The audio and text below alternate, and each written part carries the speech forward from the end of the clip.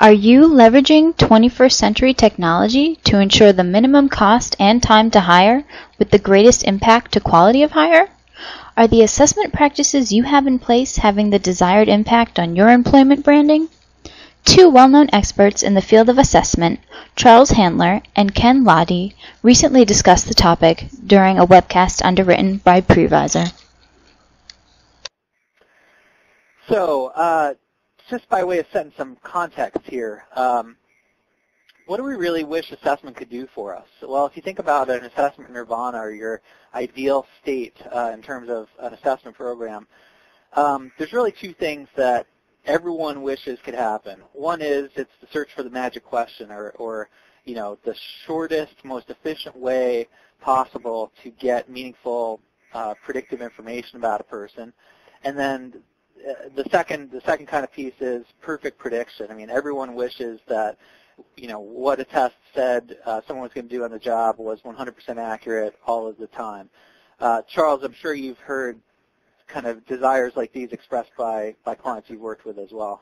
Yeah, absolutely. And, you know, I think that's one of the things that's the biggest caveat that I always say when talking about assessment is just, you know, we're dealing with people here. People are all different, and you put them in different situations with other people, and you can't always predict what's going to happen. That's part of the most interesting and fascinating part about being human, but it also makes it hard when you're in human-related sciences where you're trying to actually make predictions about how someone will perform or react, or you know, how they'll be able to use what they have in the work world. It's very, very difficult. So how is this stuff operationalized today? So where everyone wants a magic question that would give you perfect prediction, we're not there yet. So where are we? This is just a general model showing you how assessments are often integrated into a recruiting and staffing process. Yep, I would agree. So what is the market demanding of these types of programs? So we thought we'd kind of lead in, and this is really just kind of where have we arrived at in terms of customer expectations or test users, assessment users, as well as what are test takers expecting these days. In no particular order, here's our top 5 assessment innovations that we'll cover today, and we'll spend some time on each of these topics. There's the technology platform evolution, quality off the shelf, improved test security, more and better online simulations, and then integration of assessment and talent strategy. So again, these are things that have happened in the last 5 years or even sooner. These are real changes and innovations to what we had before. So these are things that we see as fundamentally shifting the practice of assessment. And most importantly, these are things that are available now. That speaks to my the car down there. That's not a flying car. That's actually that's a modern electric car. It's available now. It's innovative, and you don't see a lot of them, but it is out there. And I think that's the theme that we're pitching today. Is everything we're talking about here is out there and being used by organizations. It's available right now.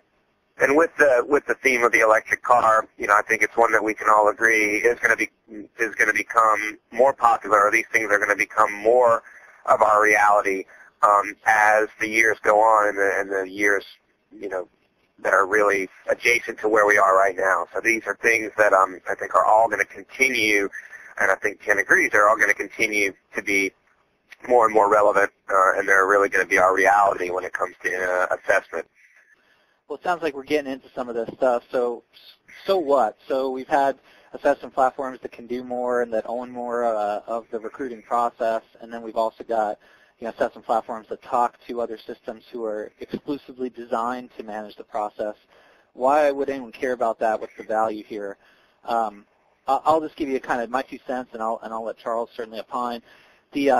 First off, it's kind of the ease of use. So the idea of a single sign-on, a single workflow, and a single system of record where everything all feeds into one place. You only have to go to one system, and in many cases the data is being replicated across systems that talk to each other, so that the end user really just needs to go to one place, needs to know how to do one thing, and really needs to know just one username and password.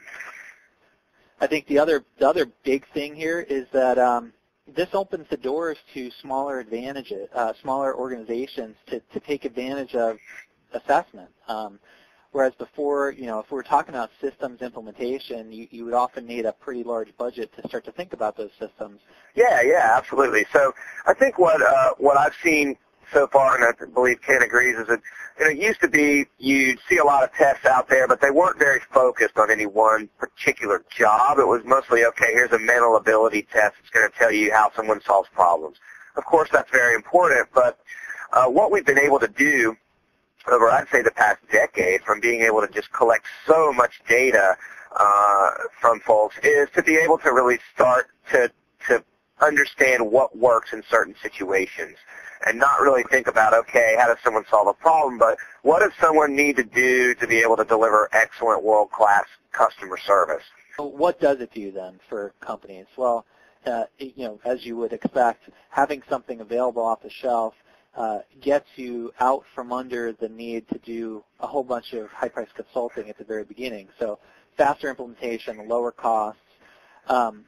I think having a lot of off-the-shelf, high-quality off-the-shelf options available means that you can actually, once again, that smaller and medium-sized organizations who may have a $10,000 budget for assessments but wouldn't have another $10,000 to do the consulting associated with it, it makes those organizations now able to take advantage of these tools that are out there. So quality off the shelf, I think, makes it more accessible, and it's more likely to lead organizations that believe in testing to use testing throughout their organization. Definitely worth covering to improve test security. Charles mentioned at the beginning, putting tests out on the internet and having internet-based job application processes that open our recruiting funnel, which is great from a recruiter's perspective, get access to more talent, geographically distributed, et cetera, has the unintended consequence of also increasing security threats. Really what we mean here is that assessment is no longer just a standalone island and the kind of purview of highly trained, test development or psychologist specialists in an organization in some kind of back room.